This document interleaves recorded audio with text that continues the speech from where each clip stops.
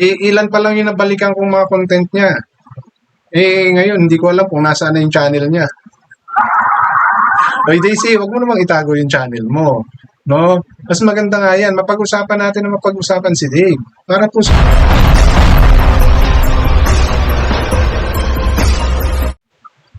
Alam nyo, nung kinontent ko itong kay Dave, no, yung nag-promote siya ng product niya, and hanggang sa mapunta uli kay Daisy, hindi ko alam na magiging interesting na topic ito para sa inyo, no, mga Tekram family.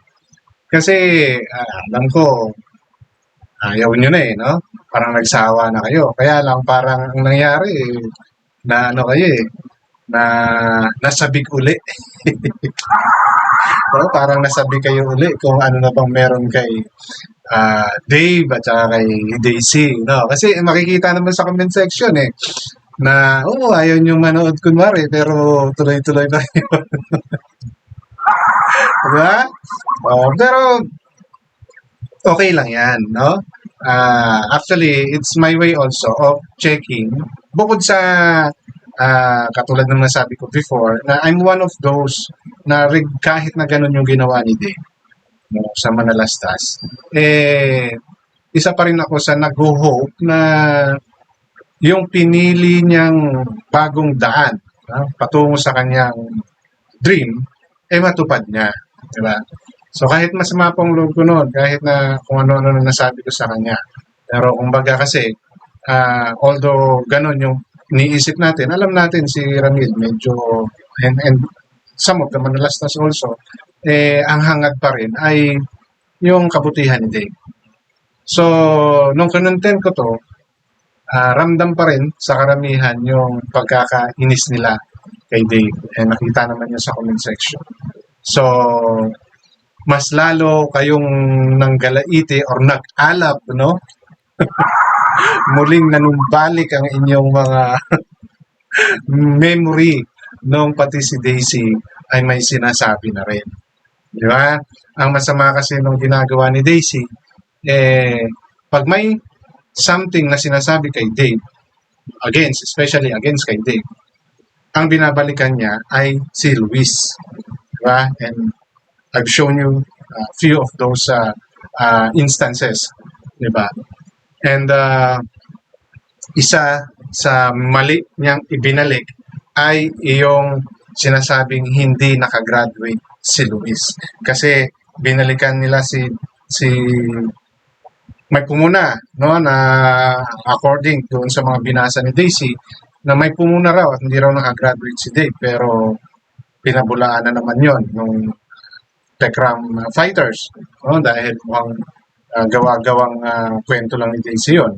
Ang gusto niya lang siguro talaga ay mabalikan si Luis, no?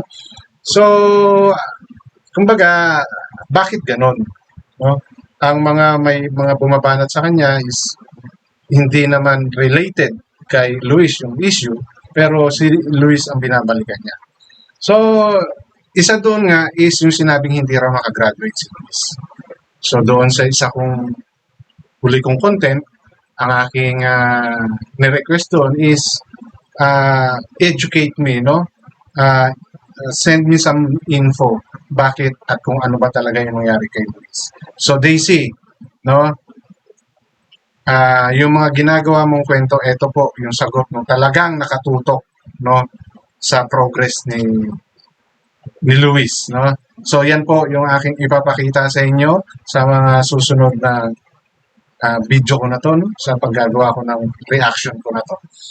And alam nyo, hindi po ako sigurado talaga because this is the second day I notice, no, na wala talaga.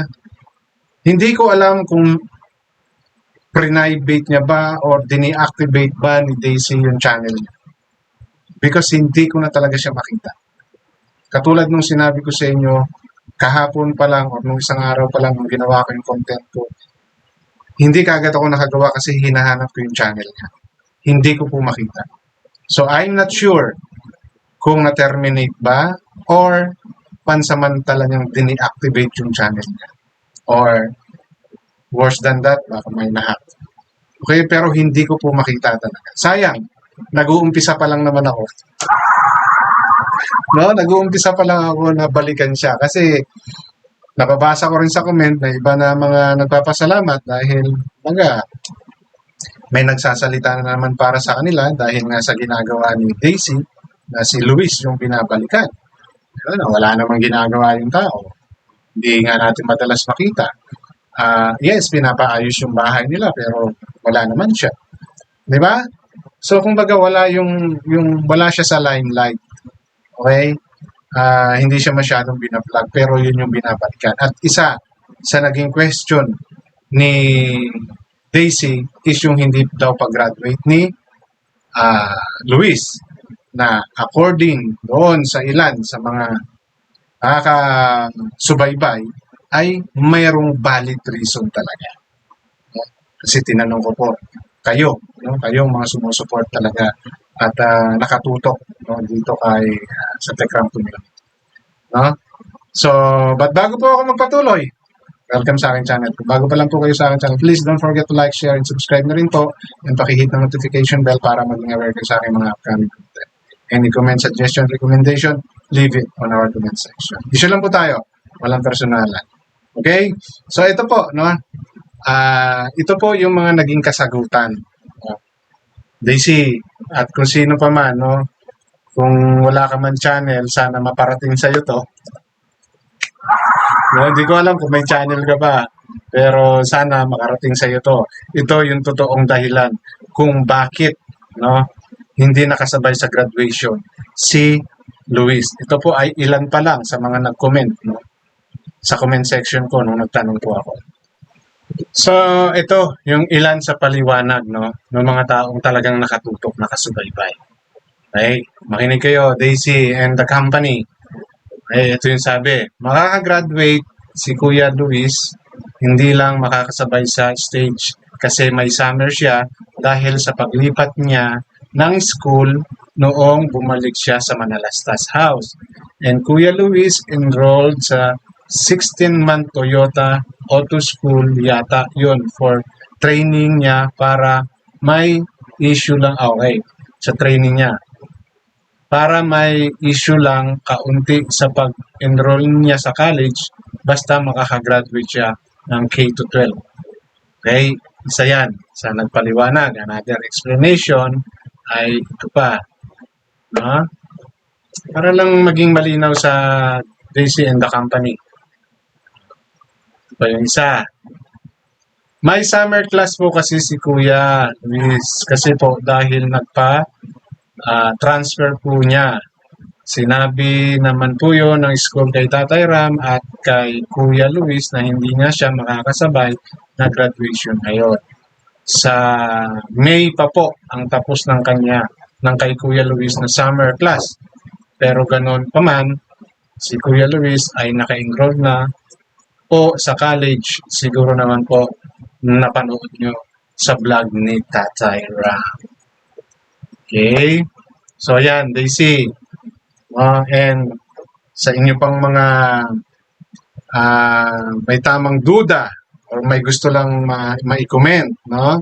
So, yan po yung reason kung bakit hindi si Luis nakamarcha, no? Dahil nga sa transfer siya.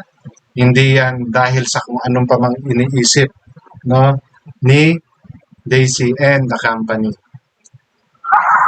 Okay? So, patunay lang po yan, no? Na patuloy na umaalagwa ang buhay ni Luis. Patuloy siyang nabibigyan ng suporta. Okay? Hindi man ako yung tipo nung reactor na talagang may malalim na pangunawa sa kung ano yung nangyayari sa kay Luis ngayon. Ang sa akin, siya po ay nabibigyan ng oportunidad, no, para baguhin yung takbo ng buhay niya at ng buong pamilya niya. No? Hindi po iyan ay dahil sa nakipagkumpetensya si Ramil, no?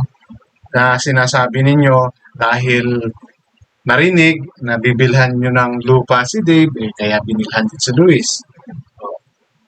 Ang nangyari ngayon kay Luis, binilhan ng lupa, pinatayuan pa ng bahay. At patuloy pa yung blessing, no? Dahil meron pang binigay yung isa sa sponsor dito. Ito yung isa sa mga latest na content nila, no? Ipapakita ko lang po pero panoorin nyo doon sa vlog ni Tekram yung buong istorya nito. No, gusto ko lang siyang i-include dito to prove to those mga naninira or patuloy na ginagamit ang pangalan ni Luis para lang ma-promote, no, si Dave. O kaya ko po isasama ito. Ito po ay ilan po sa mga blessing na nakuha ni Luis from the sponsor, including the sister and the mother. Okay? Allow me to share that part of the video. So, ito yung isang surprise. Dalawa ka. So yan, hindi lahat ng tao nagkakaroon ng blessing, ha?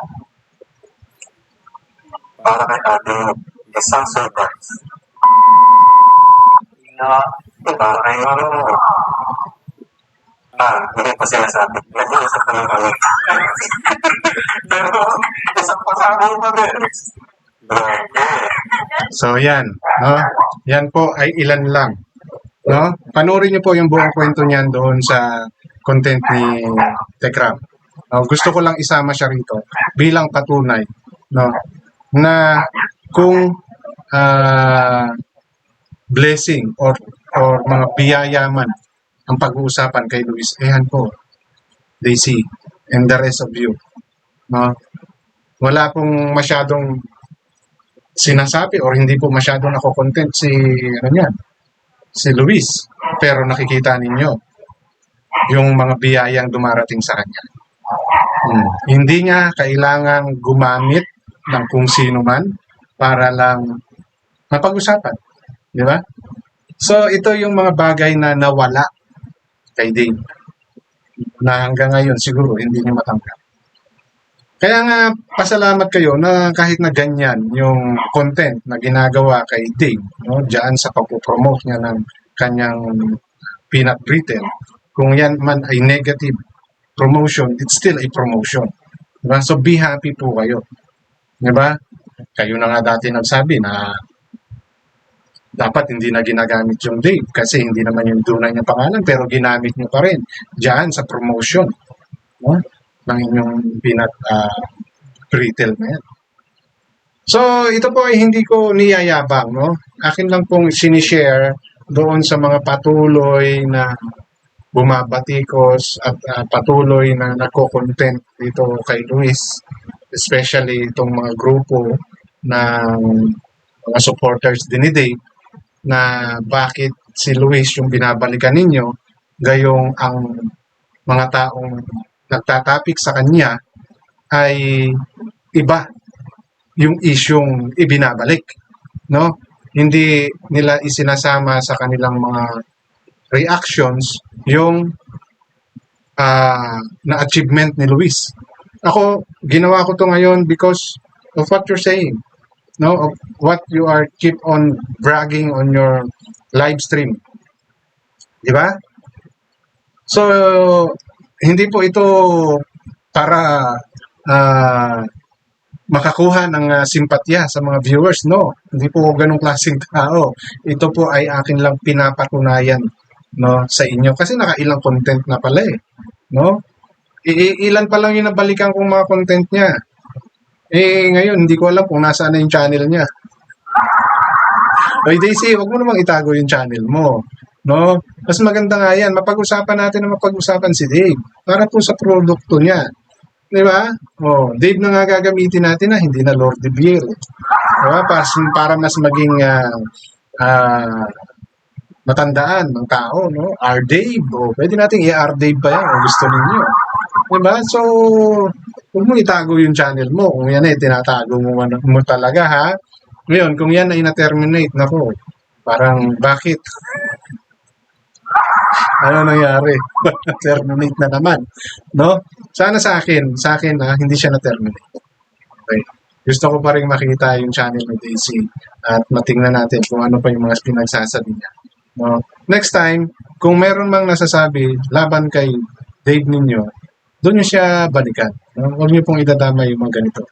masyado na po kasing out of the topic. Di ba? Yung magsalita sa inyo, si BPM at saka yung Techram Fighters, pero si Luis yung ginagantihan nyo. Ba't ganun? Di ba? Hindi kayo marunong rumibat doon sa issue na tinalakay ng mga vloggers na yan. O katulad ko. Di ba? Hindi kayo doon nag-concentrate. Bakit yung taong wala doon sa topic ang ipinapasok ninyo? Di ba? So, I hope, no, masagot or sagutin ito ni Daisy. Hindi ka pa nasasagot ni BPF. Nawala na yung channel. Okay? So, yun lang po yung gusto kong i-share sa content na to. At matuto po kayo mag-fact check para hindi po kayo mapagsabihan fake news. Hanggang dito na lang, maraming salamat.